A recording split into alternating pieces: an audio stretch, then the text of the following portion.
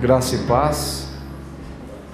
Nós vamos dar continuidade e hoje terminamos essa série de estudos sobre a família e eu gostaria antes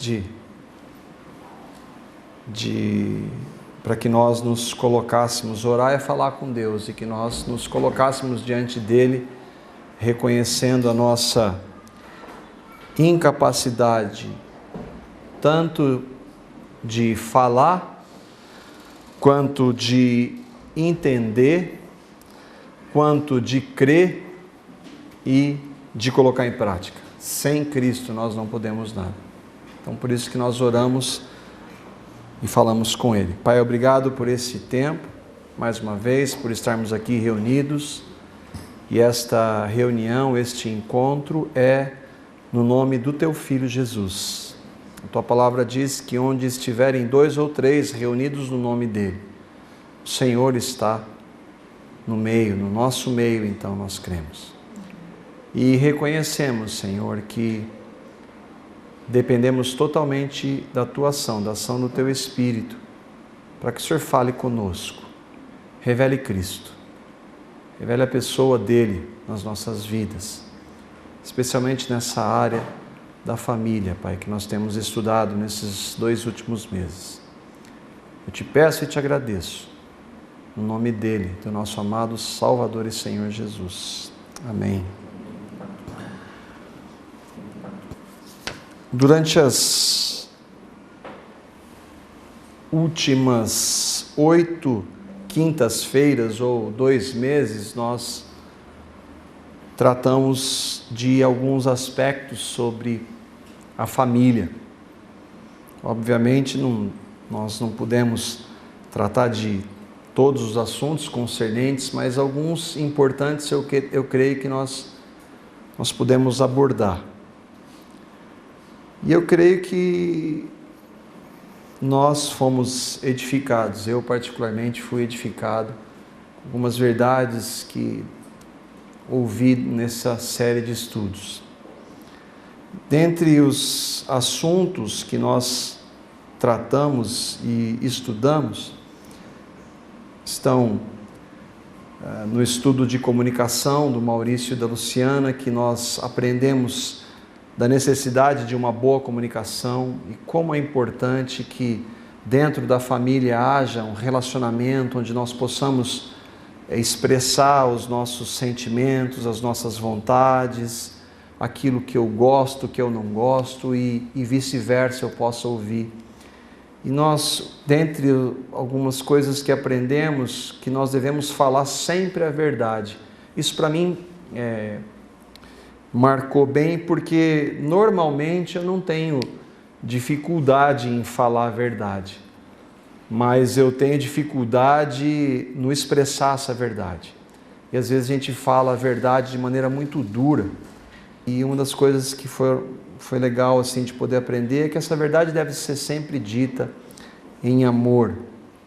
Nós vimos com o Fernando sobre o cuidado com os filhos.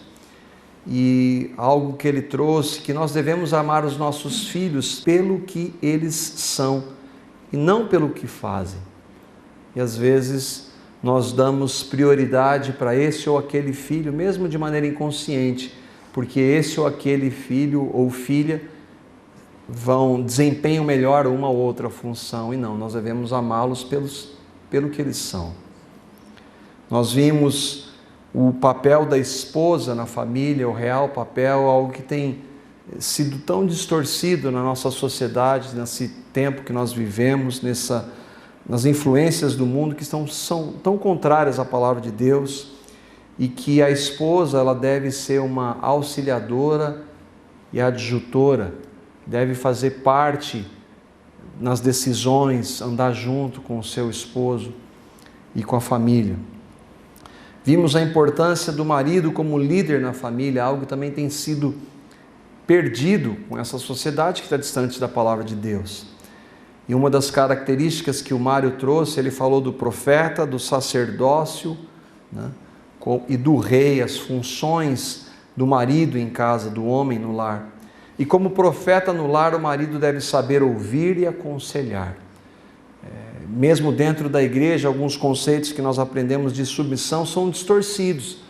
De submissão, normalmente se entende como o marido manda, o homem manda e a mulher obedece. Não, ele tem que saber ouvir e compartilhar com essa ajudadora que Deus nos deu.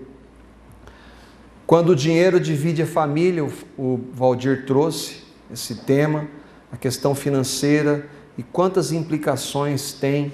Há um dado nos Estados Unidos de que 80% dos divórcios têm causas financeiras, de má administração. E ele tratou que nós devemos, à luz da palavra, nos arrepender, né, de quando nós estamos agindo de maneira errada à luz da palavra. A Carla tratou do ciclo vital da família e um dos pontos foi que os pais devem ter um bom relacionamento entre eles para que os filhos adolescentes estejam seguros. E hoje à tarde eu estava ouvindo um estudo que o pastor Glênio não pôde trazer, até na semana passada nós não pudemos estudar por isso, mas o estudo que ele ministrou na igreja está gravado, a gente trouxe, e ele fala da questão sexual. Foi uma benção. Quando nós estávamos lá, eu tive a oportunidade de participar e eu ouvi hoje de novo para fazer as cópias, e vale a pena adquirir o DVD depois. Então nós vimos alguns desses ensinos. Mas e quando alguns desses ensinos não podem ser colocados em prática? Quando você tenta conversar com seu cônjuge e ele ou ela não tem o que conversar, ou não se abre, ou não tem essa comunicação que deveria existir. Quando você percebe que passou boa parte do tempo focado no que seu filho faz e não no seu filho ou na sua filha. E quando a sua esposa é uma esposa rixosa, ou o seu marido é incrédulo, você está ouvindo da palavra, de verdades da palavra, e você quer colocar isso em prática, mas o seu marido ou sua esposa sequer creem na palavra. E quando o seu cônjuge é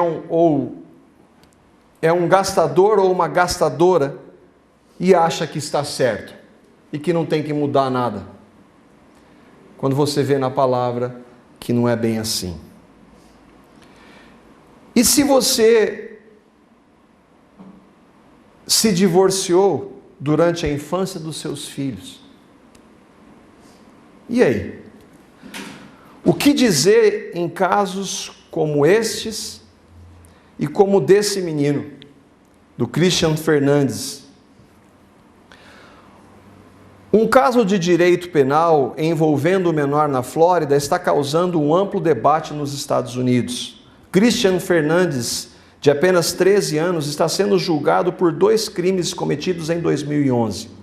O menino é acusado de ter matado por espancamento seu meio-irmão David, de 2 anos, de ter atacado sexualmente seu outro meio-irmão, um menino de 5 anos. Se for condenado, pode receber a pena de prisão perpétua. O caso chamou a atenção pela história de Christian. Sua mãe, Bianella Susana, deu à luz a um menino quando tinha apenas 12 anos. O pai foi condenado a 10 anos de prisão por ter estuprado a mãe. E então ela ficou grávida. Quando tinha 2 anos de idade, o menino foi encontrado vagando de madrugada pelas ruas no sul da Flórida, despido e mal cuidado. A avó, que era responsável pelo menino, estava trancada havia horas no quarto de um hotel de estrada, em uma maratona de uso de drogas. Alguns anos mais tarde, em 2007, o Departamento de Crianças e Famílias da Flórida investigou uma alegação de que Christian havia sido abusado sexualmente por um primo. Em 2010, foi constatado que o menino vivia novamente um ambiente violento. O marido de Bianella deu um soco no olho de Christian, fazendo com que sua escola o encaminhasse a um hospital. Ao chegar à residência da família, em um subúrbio de Miami, para investigar a agressão a Christian, a polícia encontrou o padrasto do menino morto. A causa da morte indicava suicídio com arma de fogo. Um ano mais tarde, Bianella deixou Christian sozinho em casa com os 2 irmãos, quando David foi espancado. Ela demorou mais de 8 horas para levar o menino de 2 anos, que se encontrava inconsciente, até um hospital. Em março deste ano, a mãe dos meninos se declarou culpada por homicídio culposo, determinado pelo fato de intenção em provocar a morte da vítima, e pode ser condenada a 30 anos de prisão. E aí? E quando a vida acontece e permite isso? Não tem saída? Porque nós trabalhamos durante esse tempo de algumas verdades da palavra. Mas e quando elas não acontecem? Ou por nossa culpa, ou pela culpa daqueles que estão à nossa volta. E quando não acontece? A vontade de Deus é boa, agradável e perfeita. Mas nós sabemos que, em boa parte dos casos, nós não podemos cumpri-la. É por isso que eu gostaria que nós pudéssemos tratar hoje desse ponto de que Cristo é a vitória da família. Em nosso primeiro encontro eu falei que a família está sob ataque e o retrato desse menino mostra isso. Em termos extremos, é verdade. Mas todos nós estamos sob esse ataque, um ataque de valores contrários à palavra de Deus, de um mundo que não quer Deus, que não quer a palavra dele, que não quer o senhorio dele, que não quer o Senhor Jesus como Salvador.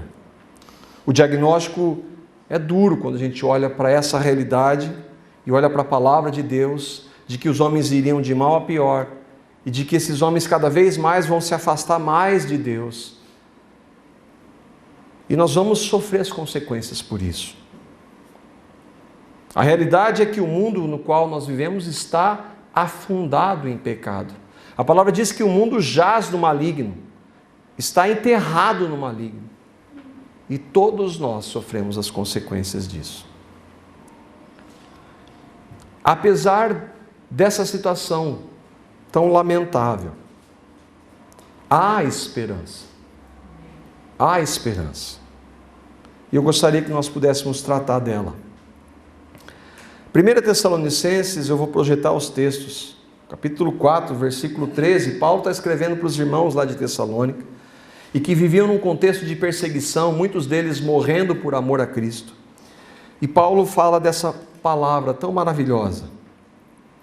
Irmãos, não queremos que vocês sejam ignorantes. Irmãos não de sangue, mas irmãos de fé. Vocês que creram em Jesus, que nasceram de novo, que creram em sua morte e ressurreição com Cristo. Irmãos, meus irmãos em Cristo, não sejam ignorantes quanto aos que dormem. Aí ele está falando daqueles que haviam morrido. E nesse sentido, nós não temos mais esperança. Não sejam ignorantes com os que dormem, para que não se entristeçam como os outros, que não têm esperança.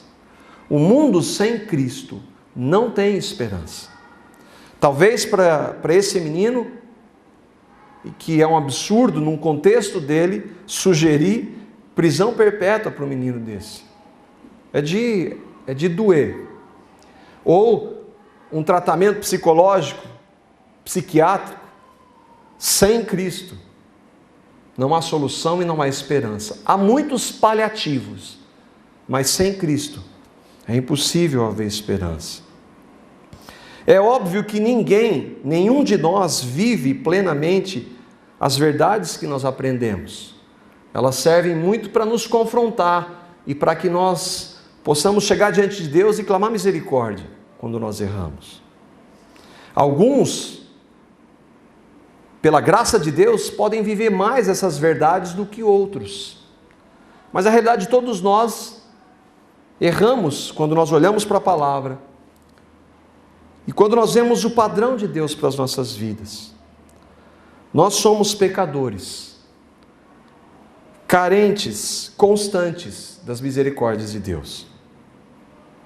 Em Cristo há esperança. Em Lamentações, no capítulo 3, versículos 22 a 26, nós lemos: graças ao grande amor do Senhor é que não somos consumidos, pois as suas misericórdias são inesgotáveis.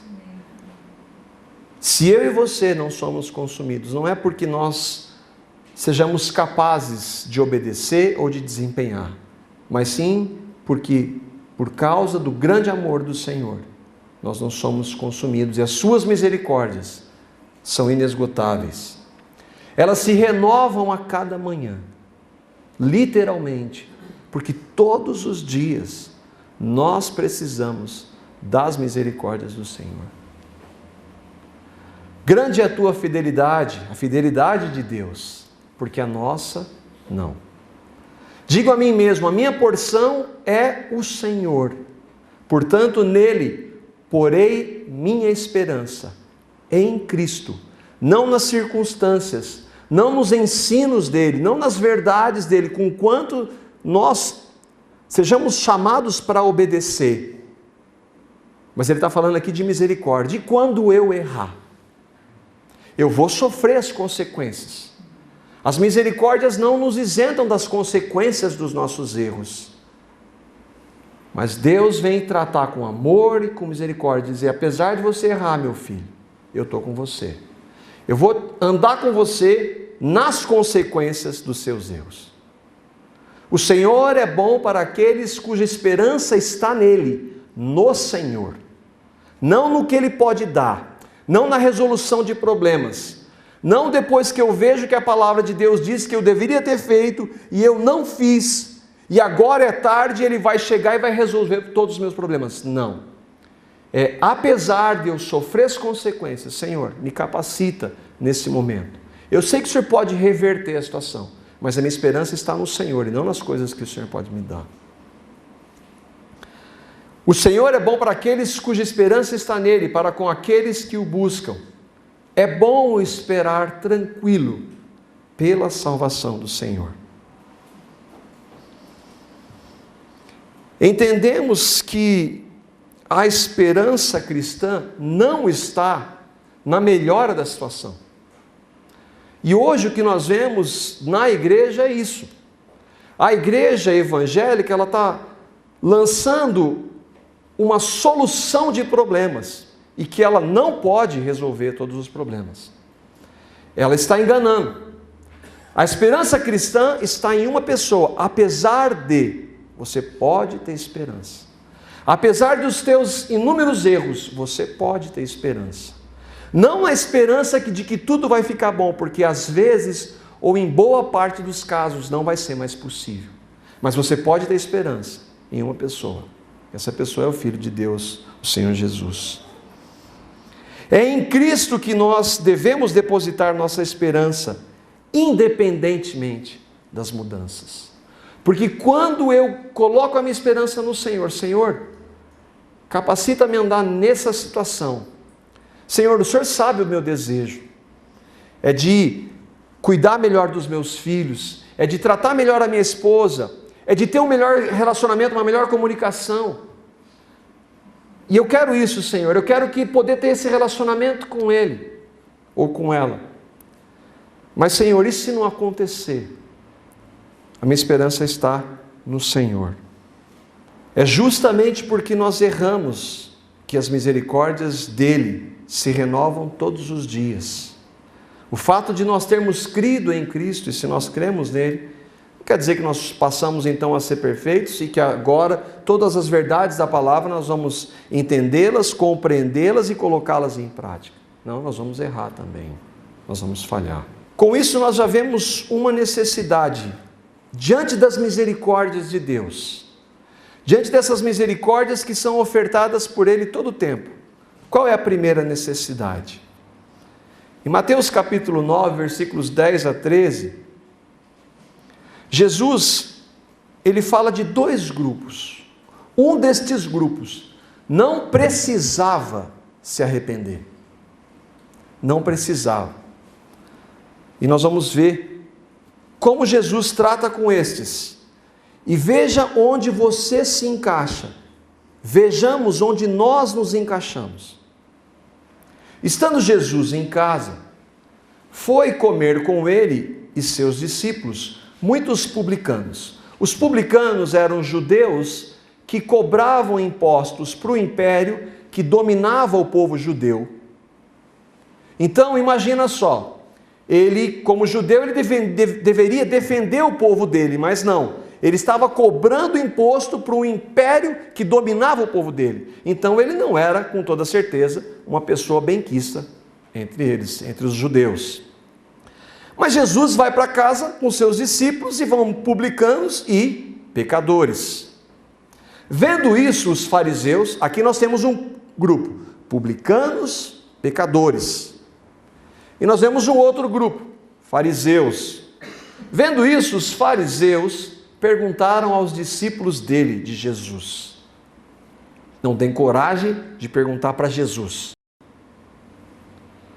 Porque muitas vezes eles vão colocar Jesus à prova. E Jesus, sendo Deus, vai mostrar a verdade para eles de maneira que ele não tem o que falar. Porque o mestre de vocês come com publicanos e pecadores.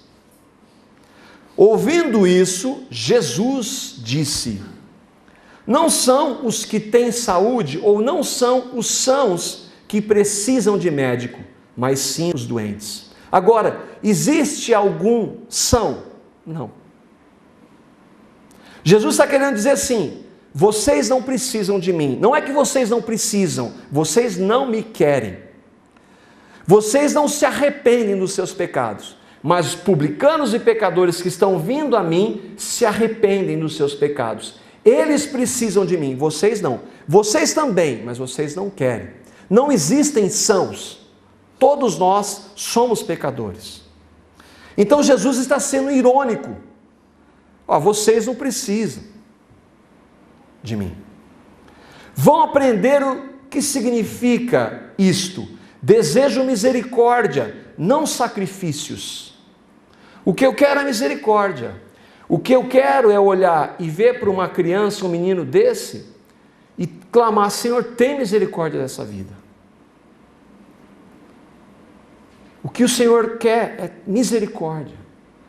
E é por isso que Ele nos concede essa misericórdia todo dia, porque eu e você precisamos dela todo dia. Eu não vim chamar justos, não há nenhum justo, nenhum sequer. Eles se achavam justos, os religiosos se achavam justos, mas a palavra diz: não há nenhum justo. Jesus está se contradizendo? Não, nenhum justo.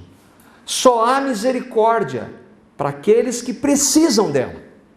Todos precisam, mas tristemente, a maioria não reconhece que precisa. Se reconhecemos, não é incomum vermos que muitas vezes estamos distantes da vontade de Deus para as nossas vidas. Nesses estudos, quantas vezes é palavra: Senhor, tem misericórdia, como eu tenho errado. É claro que eu quero a misericórdia, mas Senhor, me capacita a acertar a partir de agora. Mas Senhor, se eu errar, eu vou para a sua misericórdia de novo, porque eu preciso dela todo dia. E essas misericórdias se estendem às nossas famílias, aos nossos familiares, aos nossos cônjuges, filhos, em situações que não estão mais no nosso controle. E que nós estamos vendo à luz da palavra que nós erramos, e agora? Agora tem esperança, tem misericórdia em Cristo. É claro que com isso nós sofremos, mas a esperança do Senhor está além do sofrimento. A paz que Ele dá está além da nossa compreensão. Não quer dizer que nós não possamos sofrer e negar essa realidade. Senhor, eu estou sofrendo. Mas Senhor, eu vou até a Ti, que é no Senhor que está a minha esperança. Às vezes nós erramos. Contudo, como a família é composta de mais pessoas, pais, filhos, esposos, esposas, eles também erram. Não somos só nós. E a proposta de Cristo, nesse caso, não é para Carla. A proposta de Cristo é para mim. A proposta de Cristo não é para aquele parente que você está pensando que precisa mudar. A proposta de Cristo é para você. A proposta de Cristo é transformar, nos transformar. Ele nos transforma e transforma os demais, mas nós não temos nada a ver com os demais. Afinal, o que nós vemos na palavra? Maridos, amem suas esposas, esposas, submetam-se aos seus maridos, filhos, obedeçam seus pais. Verdades da palavra? Sim ou não? Sim. Nós erramos, nós temos a capacidade de obedecer sempre? Não. A minha esposa tem? Não. Os meus filhos têm a capacidade de me obedecer sempre? Não. Só que nós não lemos assim: maridos, ensinem suas esposas a serem submissas a vocês. Esposas, mostrem diariamente aos seus maridos que eles não as estão amando suficientemente. Ou filhos, não se esqueçam de alertar os seus pais para não os irritarem. Quando Deus quer tratar, Ele vai tratar comigo. Ele não vai tratar com a Carla através de mim. É claro que Ele usa isso, mas não é nesse contexto. E quando eu não quero ser tratado? Então eu paro. Se você não fizer a sua parte, eu não faço a minha. Não é essa a proposta do Senhor. Não existe o ministério do cotovelo, que é comum, né? E que a Cota falou. No estudo de casais é muito, na hora das esposas, os maridos, na hora dos maridos, as esposas. Ministério do cotovelo não existe. Se na família existe alguém que deva mudar, este alguém sou eu. Não pelos meus méritos, porque eu não posso. Isso não é algo do tipo, ok, vou fazer isto porque assim meu marido, esposa, filho, pai, mãe ou irmãos vão perceber e então mudarão. Também não. Eu quero fazer para a honra e glória do Senhor. Eu sei que se eu errar, eu tenho a misericórdia dele. Mas eu quero fazer para que o nome dele seja glorificado e porque eu o amo. E se eu amo, eu quero obedecê-lo. Se eu vou receber algo em troca, se a minha motivação estiver correta, não importa mais. Quando Paulo fala, aprendeu a estar contente em toda e qualquer situação, ele está dizendo, claro, que se ele tivesse ou não tivesse, ele estaria contente. Então, na realidade, ter ou não ter não faz a diferença. Não faz mais diferença nenhuma.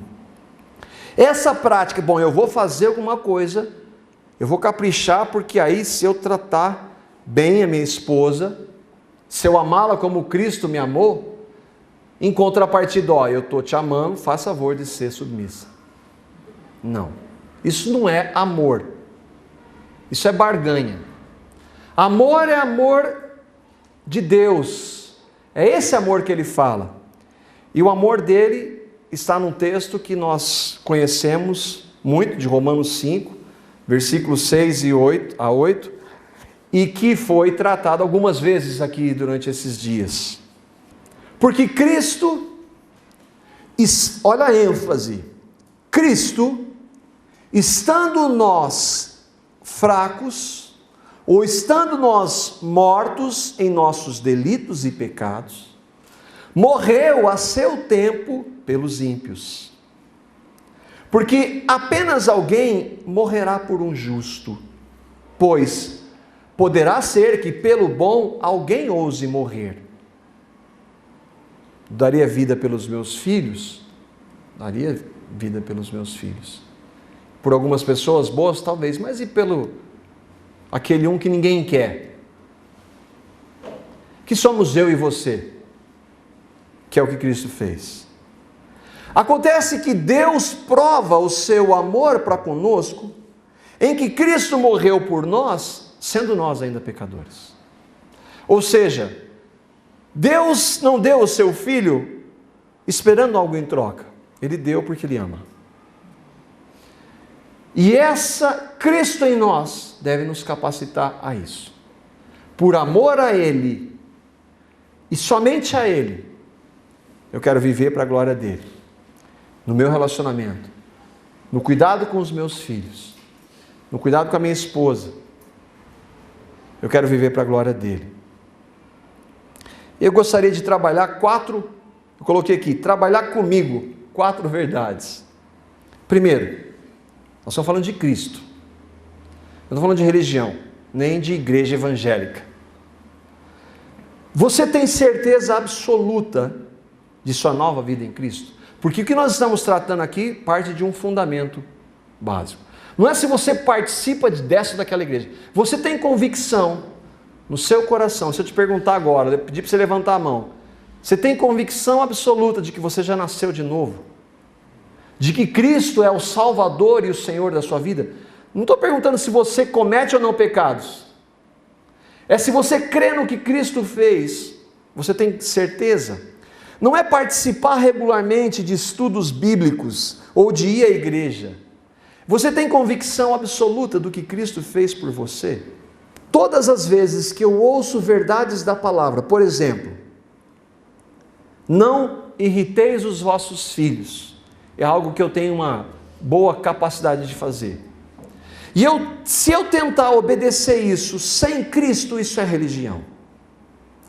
Se eu disser para alguém, para um marido, você deve amar a sua esposa. Essa não dá, né? Porque está Cristo, mas vamos pensar, esposa, você deve ser submissa ao seu marido. E essa esposa, ela não sabe quem é Cristo, ela não tem capacidade, ela pode até tentar, e ela pode até conseguir alguns pontos, mas o que vai ser isso? Religião.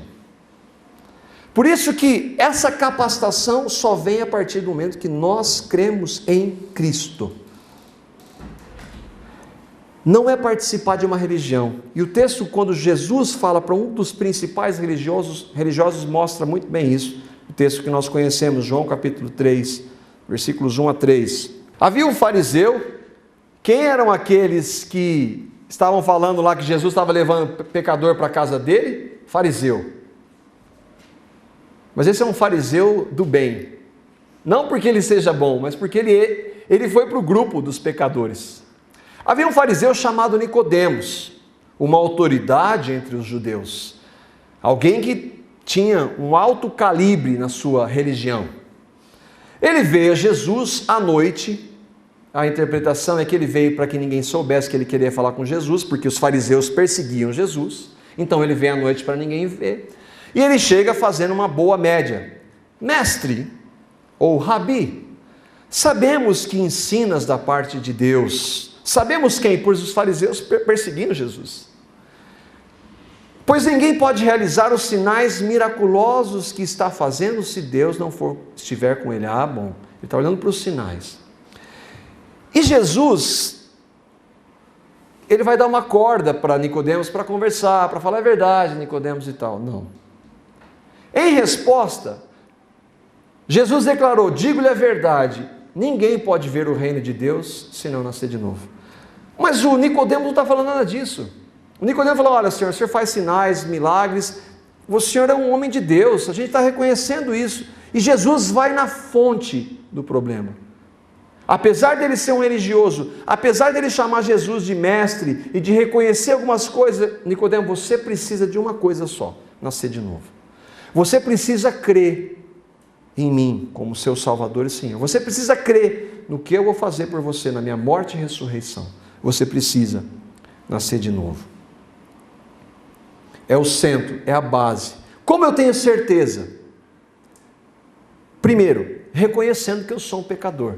Porque se eu não sou, ou se eu não sou tão pecador, então eu estou no grupo dos sãos e eu não preciso de médico. Agora, se eu digo: Senhor, é verdade, eu sou um pecador, tem misericórdia. E Senhor, eu creio no que o teu filho fez por mim, sem pecado, morrendo na cruz, morrendo a minha morte, e na sua ressurreição me dando uma nova vida. Eu creio nisso com todo o meu ser. Eu creio no meu coração. Eu recebi a Cristo. Então, essa base está bem estabelecida. E daí nós podemos ir para um outro ponto. Segundo, quando estiver difícil, e muitas vezes vai estar nos mais variados aspectos dos nossos relacionamentos familiares, a gente fala com quem? Com o Pai. Esse Deus que é o nosso Criador, e que a partir do momento que nós cremos em Cristo passa a ser nosso Pai. Quando estiver difícil, fale com o Pai.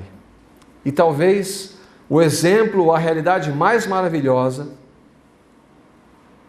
disso é o próprio Senhor Jesus, quando Ele vai lá para aquele jardim bonito das oliveiras, mas que lá o Getsêmani de prensa.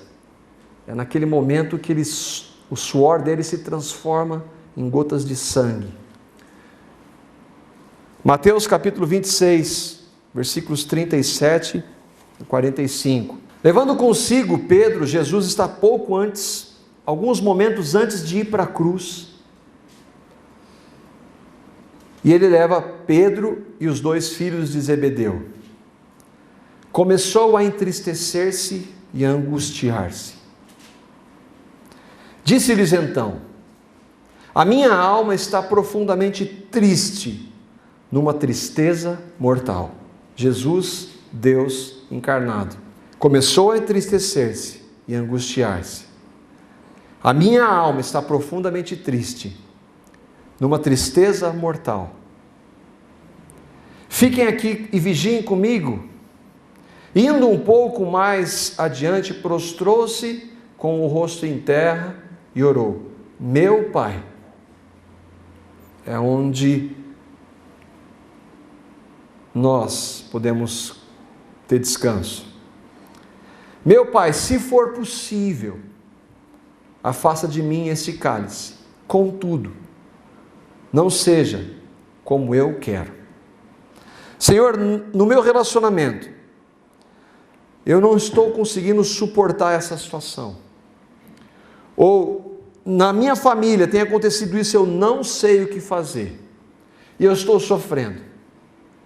Senhor, é possível que o Senhor transforme essa realidade? Senhor, o meu desejo é que o Senhor transforme essa realidade. Mas, Senhor, eu não entendo tudo, eu não tenho compreensão, eu não sou Deus, eu não conheço toda a história.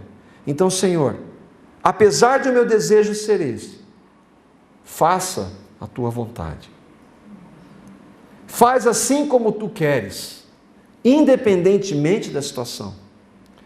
Irmão, Jesus veio a este mundo para morrer na cruz.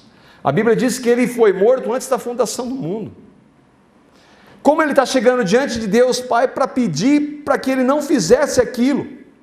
Ele já sabia a resposta. Mesmo assim, ele pede ao Senhor. Não quer dizer então que nós podemos clamar: Senhor, tem misericórdia. Nesse momento difícil, Senhor, mas eu quero fazer a tua vontade, porque ainda que eu não a compreenda nesse momento, e ainda que eu não entenda, ela continua sendo boa, agradável e perfeita vontade. Então voltou aos seus discípulos e os encontrou dormindo. Vocês não puderam vigiar comigo nem por 1 hora? Perguntou ele a Pedro. Vigiem e orem para que não caiam em tentação. O espírito está pronto, mas a carne é fraca. Retirou-se outra vez para orar. Meu Pai, se não for possível afastar de mim este cálice sem que eu o beba, faça-se a tua vontade. Quando voltou, de novo os encontrou dormindo, porque os seus olhos estavam pesados. Então os deixou novamente e orou pela 3ª vez, dizendo as mesmas palavras. Depois voltou aos seus discípulos e lhes disse: vocês ainda dormem e descansam? Chegou a hora. O meu desejo eu coloquei diante do meu Pai. Eu entendi que a vontade dele que não acontecesse. Então eu vou andar firmado nele, apesar dele. Não quer dizer que eu não possa, em um momento de fraqueza, chegar e clamar diante dele. Mas eu posso, nele, suportar qualquer situação. Terceiro, se você falhar, lembre-se do perdão. Por isso que as misericórdias se renovam a cada dia. E se renovam todas as manhãs. Há uma questão. Se você pecar, Se você creu em Cristo, o Espírito vai falar no seu coração. E você vai clamar misericórdia, porque o Espírito habita em você. Texto de Miqueias, capítulo 7, versículos 18 a 19. Quem é comparável a ti, ó Deus, que perdoas o pecado e esqueces a transgressão do remanescente da sua herança? Tu que não permaneces irado para sempre, mas tem prazer em mostrar amor. De novo terás compaixão de nós. E quantas vezes nós precisamos das compaixões ou da compaixão do Senhor? Pisarás as nossas maldades e atirarás todos os nossos pecados nas profundezas do mar. Deus, que uma das definições, um dos atributos de Deus é que Ele é onisciente. Ou seja, Ele sabe todas as coisas antes delas acontecerem, agora e que elas vão acontecer. Mas Ele tem uma capacidade, esse Deus Todo-Poderoso, de quando nós clamamos misericórdia e vamos até Ele, primeiro que Ele tem prazer em perdoar. Pensa numa coisa que você tem prazer, Deus tem prazer, satisfação em perdoar. E segundo é que esse Deus onisciente, Ele pega os nossos pecados e lança nas profundezas. E Ele diz em outro texto, dos seus pecados eu não me lembrarei mais. Não importa ou não importam quais ou quão graves eles sejam. Esse Senhor, quando nós vamos diante dele e clamamos, Senhor, tem misericórdia, eu pequei. Ele lança esse pecado lá longe e não se lembra mais. Nós precisamos de misericórdia todos os dias. Então, se nós falharmos, nós podemos lembrar do perdão do Pai. Nós podemos lembrar que, diante do Deus Todo-Poderoso, nós temos um advogado que é Cristo. E que Ele está lá intercedendo por nós, dia e noite. Por quê? Porque nós precisamos da intercessão dEle, dia e noite. Porque nós precisamos da misericórdia dEle, dia e noite. E quarto, lembre-se, nós temos esperança. Ainda que a situação não mude, ainda que aquela dificuldade na minha família não mude, em Cristo eu posso ter esperança. Apesar das lutas, tribulações, dores, perdas, tristezas e angústias na família, apesar de tudo, será que eu, você e o Christian Fernandes podemos ter esperança? Em Cristo, a resposta é sim. Nós podemos ter esperança. Quando essas dificuldades e lutas vierem, nós podemos ir diante daquele Senhor que nos salvou. Por isso que a base é nascer de novo, porque senão Ele não é nem meu Senhor. E Senhor, eu não consigo mudar isso, eu já tentei, eu não tenho forças, mas Senhor, eu quero descansar em Ti, eu quero Te pedir que me capacite a perseverar até o fim. Para nós terminarmos, Isaías 49, versículos 13 a 16. Gritem de alegria, ó céus, regozije-se, ó terra, irrompam em canção, ó montes, pois o Senhor consola o seu povo e terá compaixão de seus afligidos. Sião, porém, disse: o Senhor me abandonou, o Senhor me desamparou. Será que uma mãe pode esquecer do seu bebê? E a gente viu aqui no caso do Christian que uma mãe pode esquecer do seu bebê, que ainda mama e não ter compaixão do filho que a gerou. Tristemente é possível num mundo que jaz no pecado. Embora meu pai, minha mãe, minha família, os meus familiares, os seus familiares possam esquecer. Embora ela possa esquecer, eu não me esquecerei de você. Veja, eu, Deus Todo-Poderoso, eu gravei você nas palmas das minhas mãos.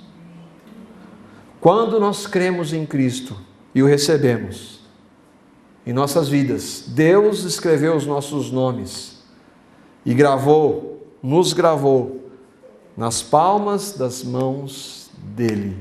E todas as vezes que nós errarmos, e que nós pecarmos, e que formos diante dele, ainda que ninguém nos perdoe ou reconheça, ele está pronto em perdoar e renovar suas misericórdias todos os dias.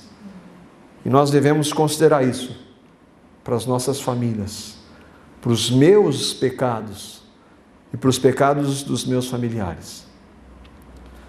Pai, eu te agradeço por este tempo que nós tivemos durante essas quintas-feiras que pudemos aprender da Tua Palavra.